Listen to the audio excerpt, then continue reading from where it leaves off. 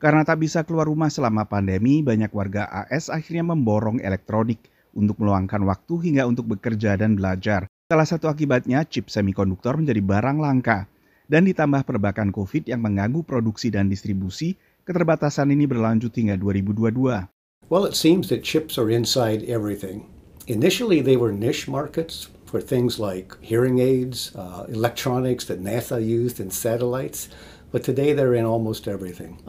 Your smartphone is full of chips. Everything you do with a smartphone is done by a chip. More and more, the electronics is the differentiating factor in products. Automobiles these days contain thousands of chips.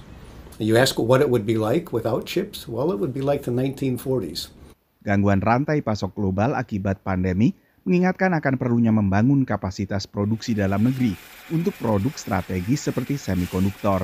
Well, the first thing we need to do is to build more chip manufacturing facilities, and we need to build them in the U.S. So today the United States consumes about half of the chips that are manufactured globally, but we only manufacture about 10% of them here in the U.S. And we've learned recently how dangerous it is to be dependent on a critical resource like this with overseas suppliers. Congress is considering a bill right now to provide incentives to companies to build more chip manufacturing plants in the United States. Pada awal pandemi, produsen otomotif membatalkan pesanan chip karena mengantisipasi penurunan permintaan.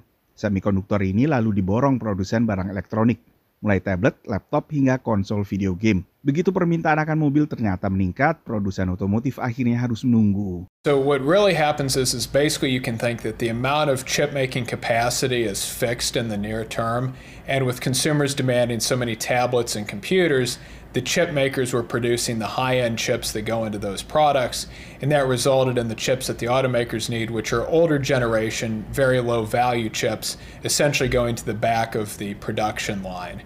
And so as we're starting to see consumer demand for those high-end electronics start to slow, that frees up capacity for the chips that the automakers need.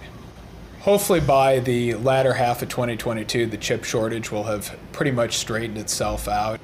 Pada awal Februari, Asosiasi Industri Semikonduktor mengumumkan bahwa penjualan chip selama tahun 2021 melampaui 555 miliar dolar. Ini adalah peningkatan 26% lebih dibandingkan tahun sebelumnya. Dan untuk tahun 2022, mereka memperkirakan kenaikan permintaan bakal membuat penjualan melonjak hampir 9%. Dari Washington DC, saya Nova Pribadi dan tim VOA.